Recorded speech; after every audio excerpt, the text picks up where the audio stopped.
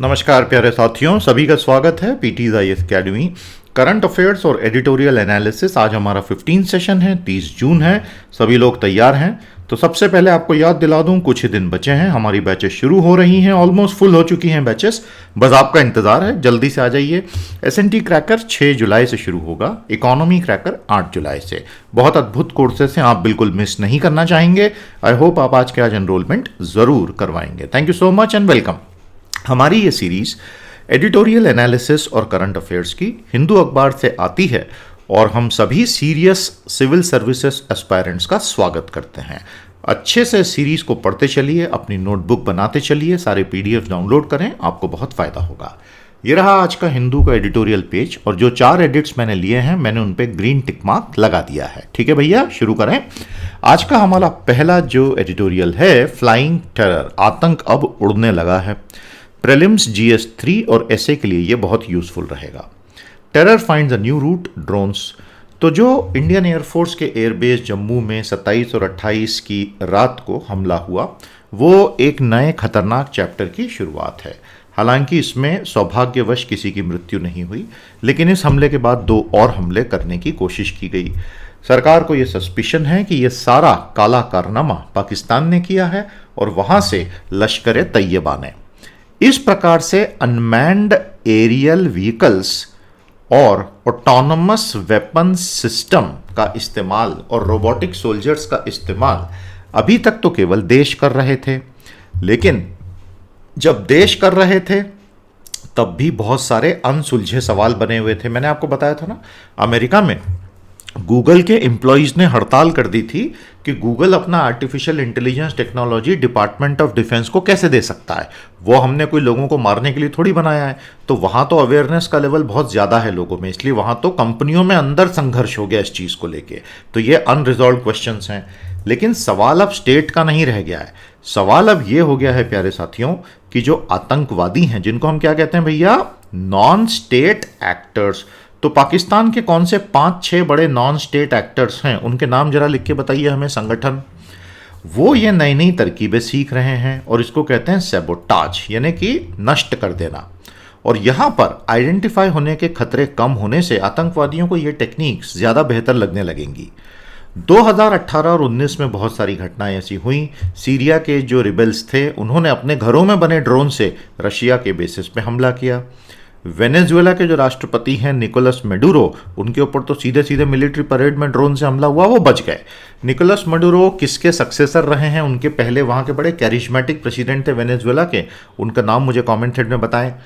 2019 में येमेन के Houthi rebels ने ईरान के द्वारा सप्लाई किए हुए बहुत बड़े ड्रोन से सऊदी अरेबिया की 40-50% ऑयल रिफाइनिंग कैपेसिटी ठप कर दी, उड़ाई दिए पूरे प्लांट। हालांकि सऊदी ने उसको फिर से ठीक कर लिया, लेकिन तभी हमने ये कहा था कि ये बहुत खतरनाक चैप्टर चालू हो गए और ये रुकने वाले नहीं है। आतंकवाद को अब संगठन की जरूरत नहीं है, क्योंकि एक अकेला आतंकवादी जिसका दिमाग खराब हो चुका है वो एनोनिमसली हमला करने में बिल्कुल भी नहीं कतराएगा, क्योंकि अब तो उसको ट्रैक कर पाना भी बहुत मुश्किल है। और ऐसे मामलों में जो देशों ने व्यवस्थाएं बना रखी हैं, वासेनार अरेंजमेंट, एमटीसीआर, ये तो किसी काम की नहीं है, क्योंकि ये इंडिविजुअल्स पे तो लागू ही नहीं होंगी। भारत की अप्रोच आतंकवाद को लेकर अभी तक ये रही है कि कानून बेहद कड़े बने, हमारा जो सर्वेलांस होता है यानी कि जो निगरानी व्यवस्था है वो बहुत ज़्यादा हो, पुलिसिंग बहुत ही तगड़ी हो, हार्श हो जाती है इनफैक्ट, और जो देश आतंक के समर्थन में खड़े हैं उनको हम अच्छे से डंडे मारें, उनकी कुटाई करें। पाकिस्तान की हम कर ही रहे हैं, क्योंकि वो तो हमने एफएटीएफ में देख लिया, बड़ा अच्छा स्टैंड रखा है भारत ने। अब ये नई प्रौद्योगिकी के आने से ये जो 4 चीजें हैं 1 2 3 4, ये ज्यादा काम की रहेंगी नहीं। टेरर ग्रुप्स में now not need any state support. तो अब किसी देश में अगर आतंकी संगठन बनता, मान लो 50 लोग मिलकर आतंकी संगठन बनाते हैं, अब उनको उस देश की सरकार से समर्थन चाहिए ही नहीं। मान लो चाइना की है, वो बोलते हैं कि हम भारत में हमला करेंगे, या पाकिस्तान की बोलता है, या जो भी है, वो तो चुपचाप अपने आप ही करते चलेंगे और लोगों को लगेगा उस देश ने करवाया। आप बात समझ रहे हैं? ये बहुत खतरनाक चैप्टर है जैसे मैंने कहा, और ये बड़े बड़े युद्धों को जन्म दे सकता है। एक ही रास्ता है, दुनिया के सारे देश एक होकर आपस में कोऑपरेशन करें, आपस में कंसेंसस बनाएं कि टेक्नोलॉजी का इस्तेमाल कौन सी रेड लाइन के भीतर होना चाहिए, और भारत को इसमें लीडरशिप रोल निभाना चाहिए, क्योंकि ये हमारे लिए बहुत आवश्यक हो गया है। आगे समझ में आपको? तो अगले 10 से 15 सालों में आपको क्या लगता है कि आतंक और कौन कौन से नए काले चेहरे हमारे सामने प्रस्तुत करेगा, बताइए। आज का दूसरा analysis, new film certification norms. बहुत ही कड़े नए नॉर्म्स आ रहे हैं जो कि फ्री स्पीच एडवोकेट्स को ठीक नहीं लग रहे हैं। सारी दुनिया में ऐसा हुआ है कि फिल्म बनाने वालों को अक्सर बहुत ज़्यादा दमन का सामना करना पड़ा। ईरान में तो एक ऐसी रिप्रेसिव रेजीम 1980 से है कि जो फिल्म मेकर्स के लिए तो काम करना ही बहुत कठिन हो जाता है। भारत में भी इंदिरा गांधी ने इमरजेंसी जब लगाई थी तो किस्सा कुर्सी का जैसी मूवीज़ की तो पूरी पूरी रील्स जला दी गई थी, और फिर उसके बाद 1978 में बहुत सारे कट्स के साथ अलाउ किया। आज central board of film certification जो है वो बहुत सी मूवीज़ पे पिछले कुछ सालों में आपत्ति दर्ज करा चुका है, और अब भारत सरकार ने 1952 के सिनेमेटोग्राफ कानून में परिवर्तन कर दिया है। इसके बाद बहुत सारे ऐसे जटिल मुद्दे जिनमें बहुत सारे नुआंसेस होते हैं, मुझे आप बताएंगे नुआंसेस क्या होते हैं। देखिए, लाइफ में क्या होता है दोस्तों, कुछ इश्यूज तो ऐसे होते हैं जिनमें एक तरफ होता है ब्लैक, एक तरफ होता है वाइट, यस होता है, नो होता है, 1 होता है, 0 होता है। लेकिन ज़्यादातर जटिल मुद्दों में 0 और 1 होता ही नहीं है, शेड्स ऑफ ग्रे होते हैं, नुआंसेस होते हैं। एक अच्छा फिल्म मेकर वो होता है जो कठिन विषय को उठाकर नुआंसेस को पकड़ता है। अब नए कानूनों में ऐसे नुआंसेस को पकड़ पाना बहुत मुश्किल हो जाएगा। ड्राफ्ट अमेंडमेंट बिल जो आ गया है उसमें रीसर्टिफिकेशन यानी पुनर्प्रमाणन की व्यवस्था करवा दी गई है। मतलब भैया, तूने फिल्म बनाई और तू सीबीएफसी से सर्टिफिकेट ले आया, सीबीएफसी से, अब हमें नहीं समझ में आया तो हम फिर से सर्टिफाई करेंगे। मतलब सेंसरशिप के 2 परतें चढ़ा दी गई हैं। इसकी ज़रूरत नहीं है। एक लिबरल सोसाइटी में 21वीं सदी में ये सब क्यों हो रहा है, इसकी आवश्यकता ही नहीं होनी चाहिए। अप्रैल 2021 में जो फिल्म सर्टिफिकेट अपीलेट्स ट्राइब्यूनल है, अपीलीय प्राधिकरण, जहां पर आप डिसीजंस को अपील कर सकते थे, उसको भी सरकार ने समाप्त कर दिया। और ये जो नया बिल आया है ये 2000 के सुप्रीम कोर्ट के आदेश के बावजूद आया है। KM. Shankarappa versus union of India में सुप्रीम कोर्ट ने बिल्कुल अलग व्यवस्था दी थी, लेकिन सरकार अलग जा रही है। सरकार का कहना यह है कि हम जो नया कानून लाए हैं जिसकी जो धारा 5B(1) है वो तो कॉन्स्टिट्यूशनल है, क्योंकि आर्टिकल 19(2) में रीजनेबल रिस्ट्रिक्शंस दिए हैं। साथियों, कल का सेशन आप देख लीजिएगा, रीजनेबल रिस्ट्रिक्शंस मैंने बहुत अच्छे से समझाए थे, और वो हमने जब बात की थी रीजनेबल रिस्ट्रिक्शंस की तो फ्रीडम ऑफ स्पीच के कंटेक्स्ट में सेडिशन लॉ में बहुत बढ़िया बताया था कि रीजनेबल रिस्ट्रिक्शंस का वास्तविक मतलब क्या। वो आप कल का सेशन देखना।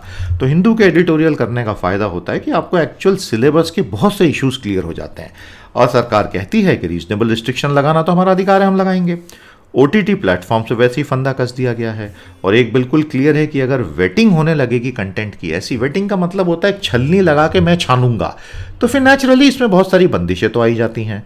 अब इस वजह से जो खुलकर पब्लिक आपस में बात करना चाहती है मास मीडिया से, उस पर एक चिलिंग इफेक्ट तो आएगा। तो what do we mean by a chilling effect, जरूर बताइए, और इस एडिट की समरी भी कमेंट हेड में लिखिए। सेशन को लाइक और शेयर करना है, ये आपकी जिम्मेदारी है। जितना आप लाइक करेंगे, जितना आप शेयर करेंगे, उतना ये यूट्यूब की रिकमेंडेड लिस्ट में आएगा। तो ये फ्री सेशंस आगे बढ़ेंगे तो लोगों का फायदा होगा। हमारे साथ जुड़िएगा, अपने साथियों से भी चैनल सब्सक्राइब करवाएं, उसी तरह चैनल भी बढ़ेगा और ये फ्री कंटेंट बनाने की हमको भी मोटिवेशन मिलती रहेगी। तो इतना सपोर्ट तो आपको हमें करना होगा। बहुत बहुत धन्यवाद। आज का तीसरा एनालिसिस लिखा है फैज़ान मुस्तफ़ा ने। फैज़ान मुस्तफ़ा लीगल मामलों के भारत के टॉप मोस्ट विशेषज्ञों में से एक हैं, और इनका लिखा हुआ कोई भी लेख हो या इनका यूट्यूब पर वीडियोस हो, वो आप ज़रूर देखा करें।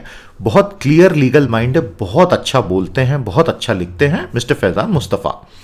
Over criminalisation and judicial correction. Over criminalisation का मतलब होता है अपराध को बहुत ज्यादा बढ़ा चढ़ाकर कानूनों में घेरना। मतलब अपराध अगर 1 यूनिट हुआ है तो उसको 1.5, पौने 2, 2-2.5 यूनिट कर देना। प्रीलिम्स, GS2, GS3 ऐसे के लिए ये बहुत बहुत यूजफुल है, यहां तक कि GS4 तक के लिए भी, क्योंकि उसमें भी एथिक्स, इंटीग्रिटी, एप्टीट्यूड में इस तरह के जजमेंटल इश्यूज सामने आते हैं। भारत की जो आपराधिक न्याय प्रणाली है, फैज़ान कहते हैं, वो हमेशा स्टेट के हाथ में रहती है हर देश में, और हमेशा किसी भी देश की क्रिमिनल जस्टिस सिस्टम CJS उस देश की डेमोक्रेसी का सीधा सीधा प्रतिबिंब होता है। फ्रेंच ज्यूरिस्ट मोंटेस्क ने एक समय कहा था कि a punishment given without absolute necessity is tyrannical. किसी व्यक्ति को दंडित कर दिया जबकि जरूरत नहीं थी तो वो अपने आप में तानाशाही होगी। कितनी खूबसूरत बात कही है। क्रिमिनल लॉ हमेशा लास्ट रिसॉर्ट होना चाहिए। किसी व्यक्ति को आपराधिक कानून में रगड़ देना ये पहला रिसॉर्ट नहीं होना चाहिए, it is the Ultima ratio, ये नहीं लास्ट रिसॉर्ट होना चाहिए। लेकिन क्योंकि क्राइम की डेफिनेशन तो सरकार के दस्तावेजों से निकलती है, तो एक्चुअली क्रिमिनल लॉ जो होता है वो सरकार की ताकत ज़्यादा दिखाता है, जस्टिस कम दिखाता है। जस्टिस और पावर दो अलग चीज़ें होती है ना। एक बहुत सिंपल सवाल फैज़ान कहते हैं कि क्या हमें स्टूडेंट्स को, इंटेलेक्चुअल्स को, सिविल सोसाइटी के लोगों को आतंकवाद के कानूनों में धर दबोचना चाहिए, सालों सालों तक जेलों में ठूसना चाहिए? क्या हर क्रिमिनल एक टेररिस्ट है? और क्या हर वायलेंट क्राइम टेररिज्म होता है? टाडा और यूपीए 1967 बनाने के पीछे का लक्ष्य क्या आतंकवाद के अलावा सामान्य अपराधियों को दंडित करना भी था? निश्चित रूप से नहीं था। फिर वो कहते हैं कि ये जो 7,840 लोग अरेस्ट हुए यूएपीए में 2015, 16, 17, 18, 19, उनमें से सज़ा तो केवल 155 को मिली, और ये सब भी ज़्यादातर सुप्रीम कोर्ट से फाइनली बरी ही हो जाएंगे।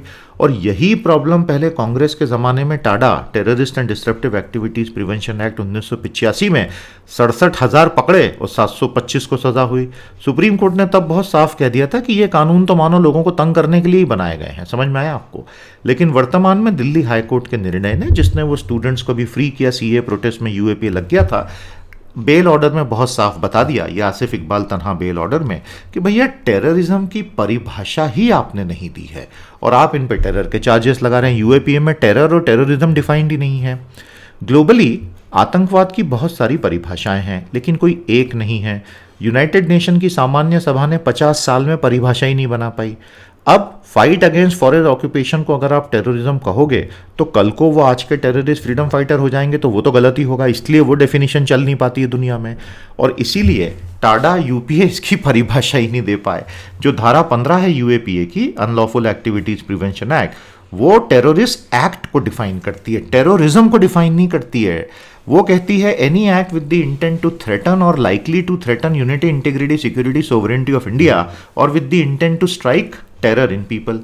अब ये होगा कैसे? तो कानून कहता है बम फोड़ेंगे, डायनामाइट लगा देंगे, एक्सप्लोजिव चला देंगे, बंदूकों से उड़ा देंगे, लीथल वेपन्स लगा देंगे, जहरीली गैसें फैला देंगे, और बाय एनी अदर मीन्स। अब ये जो बाय एनी अदर मीन्स है, ये तो बहुत ही जनरलाइज्ड हो गया। तो दिल्ली हाईकोर्ट ने कहा कि किसी भी आपराधिक कानून में कोई बहुत जनरल बात अगर करने लगे, तो हमें उसको बहुत स्पेसिफिक बनाना पड़ता है, नहीं तो भारत का हर आदमी जेल में दिखाई देगा। इसीलिए सिटीजनशिप अमेंडमेंट एक्ट के खिलाफ जो मल्टीपल पूरे विरोध प्रदर्शन भारत में हुए, वो आतंकवाद नहीं है यूएपीए की परिभाषा के तहत। क्या उसमें बम फोड़े गए? क्या उसमें जहरीली गैसें हुई? नहीं हुई। 2013 में याकूब अब्दुल रजाक मेमन मामले में सुप्रीम कोर्ट ने आतंकी घटनाओं की सूची लिख के दे दी थी। धमकियां, killing, kidnapping, plane hijacking, car bomb, explosion, खतरनाक मटेरियल पोस्ट से भेजना, chemical, biological, nuclear weapon etcetera. अब ये जो 3 लड़के लड़कियां गिरफ्तार हुए सीए प्रोटेस्ट में, क्या उन्होंने थ्रेट दिए? क्या उन्होंने किलिंग की? क्या उन्होंने जहरीले मटेरियल भेजे? इसीलिए दोनों जजेस ने उनको मुक्त किया, मतलब बेल दिया। हितेंद्र वी ठाकुर 1994 मामले में सुप्रीम कोर्ट ने बिल्कुल स्पष्ट कर दिया था कि आतंकवाद पूरे समाज को लंबे समय तक परेशान करता है थ्रू डेलिबरेट कोअर्सिव इंटिमिडेशन। तो क्या इन लोगों ने डेलिबरेट कोअर्सिव इंटिमिडेशन किया था? नहीं किया था। करतार सिंह मामले 94 में सुप्रीम कोर्ट ने क्लियर कर दिया था कि पब्लिक ऑर्डर को तोड़ना आतंकवाद नहीं होता है। तो सीए प्रोटेस्ट जो हैं, अगर पब्लिक ऑर्डर के अगेंस्ट थे, तो आप वो वाले चार्जेस लगा के पकड़िए, आतंक के चार्जेस नहीं लगा सकते। यहां तक कि सुप्रीम कोर्ट ने राजीव गांधी हत्या मामले में नलिनी एंड 25 अदर के 99 के जजमेंट में कहा कि वो राजीव गांधी को मारना चाहते थे, भारत के लोगों को आतंकित करने नहीं आए थे। तो उस वक्त के टाडा की धारा 3 में वो आतंकी नहीं माने गए। समझ में आया आपको? राम मनोहर लोहिया मामला 1966 मील का पत्थर है, इसको बहुत ध्यान से याद कर लेना, ये एग्जाम में मार्क्स दिलाएगा आपको। इसमें उन्होंने कहा सुप्रीम कोर्ट ने कि देखो भैया, लॉ एंड ऑर्डर जो है सबसे बड़ा सर्कल होता है, ये है लॉ एंड ऑर्डर, समझ गए? उसके अंदर आता है दूसरा पब्लिक ऑर्डर, ये सर्कल होता है पब्लिक ऑर्डर का सर्कल, वेन डायग्राम एनालिसिस। और तीसरा होता है सिक्योरिटी ऑफ स्टेट। तो ये है लॉ एंड ऑर्डर, ये हो गया पब्लिक ऑर्डर, और ये हो गया सिक्योरिटी ऑफ स्टेट। तो सुप्रीम कोर्ट ने क्या कहा? सुप्रीम कोर्ट ने यह कहा कि देखो, ये बिल्कुल हो सकता है कि कोई एक चीज अगर यहां पर आती है, इस पर्टिकुलर केस में यहां पर आई, तो ये जरूरी नहीं कि वो इसके अंदर भी आएगी। कोई एक चीज यहां आती है तो ये बिल्कुल जरूरी नहीं कि वो यहां आती है। लेकिन हमारे भारत की पुलिस जो है वो कहती है कि ये वेन डायग्राम वगैरह में हमारी कोई रुचि नहीं, हमें कौन सी अभी यूपीएससी देनी है। तो पुलिस ये सब वेन डायग्राम को साइड में रख के दे धनाधन कानून लगा देती है। पीयूसीएल 2003 मामले में पोटा को चैलेंज किया गया था। सुप्रीम कोर्ट ने आतंक में raising of constitutional principles we hold dear, मतलब कोई व्यक्ति अगर संवैधानिक प्रिंसिपलों की टांग तोड़े तो वो आतंकवादी है। Tearing apart of secular fabric, Bharat की धर्मनिरपेक्षता को जो तोड़ दे वो आतंकवादी है। सुप्रीम कोर्ट ने 2003 में कहा था। प्रमोशन ऑफ बिगट्री, कोई धार्मिक कट्टरपंथ को बढ़ावा दे तो वो भी आतंकवादी है, ये सुप्रीम कोर्ट ने कहा। अरे बाप रे। दिल्ली हाई कोर्ट 2021 ने यह याद दिला दिया कि क्रिमिनल प्रोविजंस ब्रॉडली अप्लाई नहीं होने चाहिए, नहीं तो उसमें तो मतलब त्राहिमाम हो जाएगा। और नेशनल सिक्योरिटी एक्ट का मिसयूज हर किसी को पता है। हाल ही में इलाहाबाद हाई कोर्ट ने उत्तर प्रदेश के 120 राष्ट्रीय सुरक्षा कानून में 94 केसेस को फ्रिवलस करके खत्म किया। भारत की पुलिस को थोड़ा सोचना चाहिए, क्योंकि ultimately removal of injustice is removal of potential radicalism. कोई भी व्यक्ति रेडिकल तब बनता है जब उसके साथ अन्याय होता है। अन्याय को हटाइए, ये सब बंद हो जाएगा। अन्याय बढ़ता रहेगा, ये सब चलता रहेगा। बहुत अच्छा लिखा है फैजान ने, पढ़िएगा अच्छे से और इसकी समरी हमें कमेंट में दीजिए। ये चारों प्लेलिस्ट कितने लोगों ने अभी तक पूरी देख ली हैं, एक बार जरा कंफर्म करो यार। पीडीएफ डाउनलोड करके आप इनको क्लिक करोगे तो ये ओपन भी हो जाएंगी, इसलिए इनको बहुत अच्छे से आप पढ़ें समझें। आज का चौथा और अंतिम edit, Mendez anti torture principle. प्यारे साथियों, ये जो सज्जन है UN special rapporteur on torture Juan E Mendes, इनके साथ क्या हुआ, ये जो खुद है मेंडेस साहब, ये अर्जेंटीनियन सिक्योरिटी के द्वारा 1970 में टॉर्चर किए गए थे और इन्होंने पूरे नए principle Mendez anti torture principles को जन्म दिया है। और उन्होंने पूरा बताया कि मुझे जब टॉर्चर करते थे तो मेरी क्या हालत होती थी। आज भी टॉर्चर फिजिकल हो या मेंटल हो, सच्चाई को प्राप्त करने के लिए एफिशिएंट टेक्निक मानी जाती है। भाई क्राइम पेट्रोल सीरियल जो देखता है उसको तो पता है कि कुत्तों सालों को पुलिस वाला ये बोल बोल के ही सारे निकालता है, मतलब अगर ये लॉ लग जाए तो वो सारे एपिसोड ही बैन हो जाएंगे। प्यारे साथियों, रिसर्च ये बताता है कि टॉर्चर दरअसल फायदे का सौदा नहीं है। और जो मेंडेस प्रिंसिपल 2020 हैं वो इस बात को बहुत ही क्लियरली समझाते हैं कि भैया principles on effective interviewing for investigation and information gathering में टॉर्चर की कोई जगह नहीं होनी चाहिए। तो ये मेंडेस प्रिंसिपल का पूरा लक्ष्य क्या है कि आप टॉर्चर और मार पीट करके इंटरोगेशन करने को रैपो बेस्ड इंटरव्यूज कर दो और लीगल और प्रोसीजरल सिक्योरिटी दो। ये सभी अथॉरिटीज जो किसी को गिरफ्तार कर सकते हैं, मेंडेस प्रिंसिपल उन सब पे लागू होंगे, पुलिस हो, मिलिट्री हो, इंटेलिजेंस हो। और कन्फेशन बेस्ड इंफॉर्मेशन गैदरिंग का इसमें कोई स्थान नहीं है। एक्सट्रीम टॉर्चर एक्चुअली पुलिस के लिए किसी काम का भी नहीं है। व्यक्ति की मेमोरी खत्म हो जाती है, इवेंट्स का रिकलेक्शन खत्म हो जाता है और बार बार मार पीट के क्वेश्चनिंग करने से व्यक्ति या तो बिल्कुल ठोस पत्थर हो जाता है, बोलता है जो करना है कर लो, मैं कुछ बोलूंगा ही नहीं, या वो फटाफट झूठ बोल के बाहर आ जाता है, फिर बाद में केस खाली हो जाता है। भारत की अथॉरिटीज एक्चुअली टॉर्चर को कूलली एक्सेप्ट करती हैं, जबकि जुडिशरी ने इसके बारे में काफी कुछ थर्ड डिग्री मेथड्स को आउटलॉ भी कर रखा है। एनसीआरबी का डेटा बताता है कि प्रतिदिन भारत में 5 लोगों की कस्टडी में मौत हो रही है प्रतिदिन। ये एनसीआरबी का डेटा है, लेकिन सब कुछ चल रहा है क्योंकि पुलिस में जब रिसर्च किया गया तो हजारों पुलिस वालों का यह कहना था कि जब तक डर नहीं होगा लोग सत्य बोलेंगे ही नहीं। भली भारत का मोटो हो सत्यमेव जयते नानृतम, और ये उन्होंने नहीं बोला, ये मैं बोल रहा हूं। और जब तक क्रिमिनल्स को कुटेंगे नहीं तब तक ये क्रिमिनल सुधरेंगे नहीं, ऐसा वो रोज बोलते हैं। क्रिमिनल को रोज कूटते हैं, सुधरता तो कोई है नहीं। For Indian police it's a very long way before the Mendez principles can be applied. Actually Bharat में पुलिस का पूरा दोष नहीं है, इंफ्रास्ट्रक्चर है नहीं। आपको पता होगा 2001-2 में एक बहुत बड़ी कमेटी बनी थी जिसने क्रिमिनल लॉ के लिए पूरा रिफॉर्म का प्रावधान किया था, लेकिन वो रिपोर्ट कभी लागू नहीं हुई। उस रिपोर्ट में यह कहा गया था कि इन्वेस्टिगेशन और लॉ एंड ऑर्डर इनको अलग कर दो। जो पुलिस वाला लॉ एंड ऑर्डर मेंटेनेंस में है उसको इन्वेस्टिगेशन में मत रखो, क्योंकि दोनों सफर होते हैं। अब पुलिस वाले इसके बीच में फंस गए, इन्वेस्टिगेशन ऑफिसर है नहीं, जो है उनको अचानक से वीआईपी ड्यूटी में लगा देते हैं, तो वो काम कैसे करेगा। ऊपर से फिर राजनेताओं की दखल अंदाजी और जुडिशियल सिस्टम में 3 करोड़ केसेस की पेंडेंसी। हैदराबाद के दिशा केस में हमने हमारे समाज का काला चेहरा देखा। पुलिस कस्टडी में जब वो 4 लोग मारे गए तो लोगों ने सेलिब्रेट किया, मिठाइयां बांटी। मतलब अगर ऐसा होगा तो रूल ऑफ लॉ खत्म हो जाएगा देश में। सेक्शन 27 इंडियन एविडेंस एक्ट का ये कहता है कि अगर मारपीट करके कन्फेशन निकाले गए हैं और उससे कुछ मटेरियल एविडेंस मिला है तो वो मान्य होगा। तो इससे क्या होगा, टॉर्चर को एक कानूनी जामा मिल गया। लाई डिटेक्टर और नार्को एनालिसिस से क्या टॉर्चर किसी दिन खत्म हो पाएगा? भारत में कम से कम फिजिकल टॉर्चर के बाद नार्को और लाई डिटेक्टर आते हैं। पुलिस वायलेंस जो होती है किसी क्राइम को रोकने के लिए जनता को बहुत पसंद है, और इसलिए ये भारत में तो समाप्त होगी नहीं, क्योंकि समाज का ढांचा वैसा बन चुका है कि लोगों को इंस्टेंट सॉल्यूशंस चाहिए, ड्यू प्रोसेस सॉल्यूशन नहीं।